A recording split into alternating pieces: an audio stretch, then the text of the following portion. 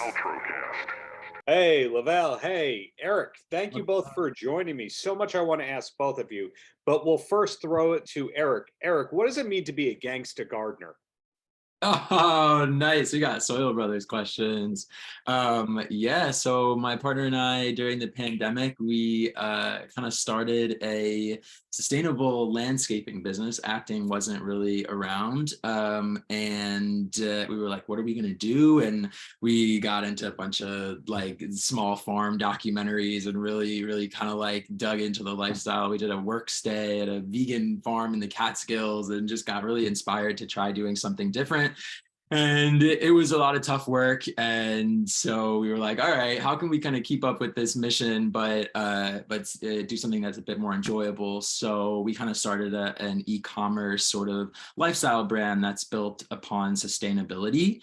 But we do a lot of other things. So it's been a bit tough trying to keep up with all of it, but we're actively trying to kind of offload some other responsibilities right now so that we can kind of dive back into there, because we're getting a lot of questions about it. And our friends are like, when's the next merch coming? When's it coming? So we have some plans for the future. I think being a gangster gardener is just going outside, having some fun, getting dirty, and being one with the earth.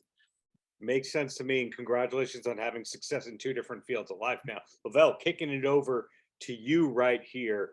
Drew Tejada, popular character, but how much of Drew is there in you, the human being?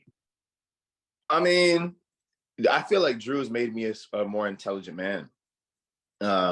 He's allowed. I've always like admired men who could, temper their emotions and be in heightened situations and just think and strategize on how to be and make sure that they're not moving off of impulse and emotion and rage and be able to think their way and play chess in that way. And so getting to play a character like Drew has been able to teach me how to, be in those situations. And I find that I'm a lot calmer now.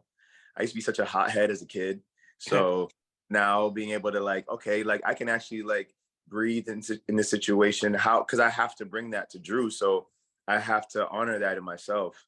And I've been able to just kind of be and it's taught me how to be a better artist. In season one, I was really worried that I wouldn't be able, I would have to draw the pictures that Drew draws. And I was like, listen, man, there's a reason why I went to acting and not painting or drawing or anything.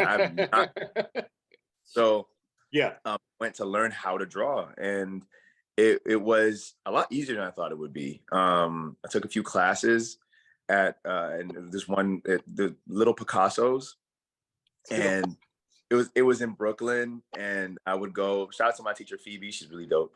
But we go to the Brooklyn Art Museum and the gardens and just draw what we saw, and she would teach me about perspective and all these things.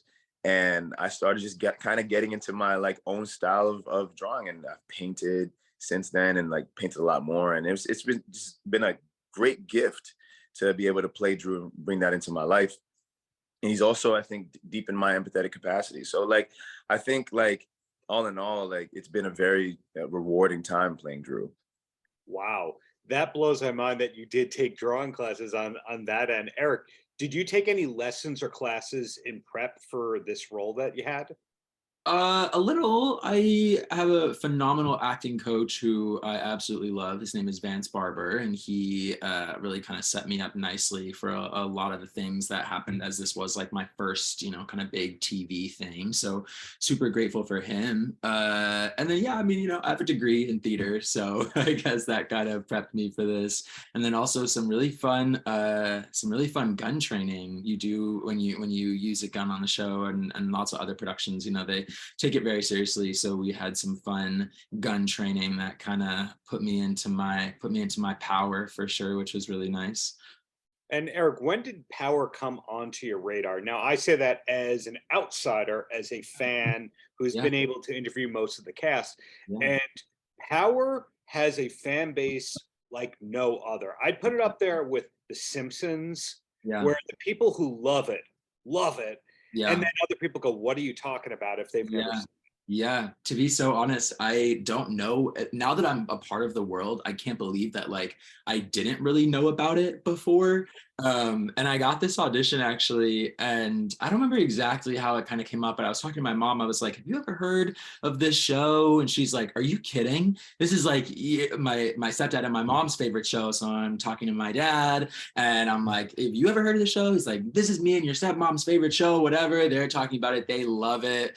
So it really was kind of like the audition that got me in. And then once I got the job, I started watching Power and like blew through it all and got really hooked. And it's so funny. You're exactly like you're saying, you run across people that are like, oh, I've never heard of this show. Or it's like your unsuspecting realtor is a huge fan of the show. The guy who renovated our bathroom hears me talking about it on the phone. And he's like, wait, are you talking about Ghost? And I was like, yeah, so it's hilarious that like there is such a huge kind of like the hardcore fan base for sure, but it wasn't really until like joining the universe that I kind of entered it myself, which is I really can't believe that. And now there's no escaping. Oh no. And what can you do? Well, the last question for both of you, and I'll throw it to Lovell first, is what's the last concert that you went to for fun? The last thing you didn't have to, work related to, you just went, I'm going to go to this and this is going to be a blast. It's a funny question you asked me that, but I want to actually just jump off of what Erik said real quick.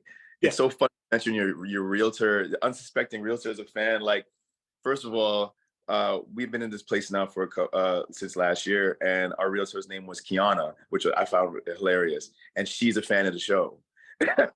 And I was like, really? Like, that was like, I was like, I understand that we're in New York and stuff, but it was like, it's just kind of like wild that like everybody is such a fan of the show, and it's really beautiful to see and be a part of. And like, yeah. I just like, I love Erik. You're such an amazing artist and such an amazing actor, and it's so beautiful to even be able to share this thing with you, because it's you're so well deserving of it. And I'm really excited for all the things that come your way. Thank you. It's likewise. In regards to that concert I went to for fun, I went to the New Edition concert actually for fun, and it was, and I had no idea that like it was so lit. Like, like I know they're great, and I know the New Edition is great, and I love their music, but to see it all alive and to like be there and actually watch it and watch the lights and the dancing and because I went with Woody and LaToya. And it was just like such a fun time. And it was in Jersey, and it was just like, it was really, Tank opened up.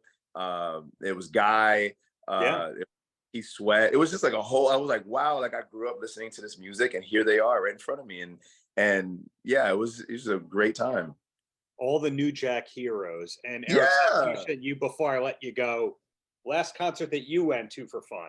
Yeah, I saw Emily King last year, which was awesome. And I know she's, not everybody knows her, but she's amazing. She's an incredible live performer, has a really, really amazing sound and musicality. And to kind of get to see her, she is actually funny. She was during kind of like the formation of Soil Brothers and all the things that we were doing during the pandemic. Her music was, I think, a really big influence in my life at that time. So then to see her and hear these songs live and it just be even better live than what it is when you listen to it on a radio is definitely really special.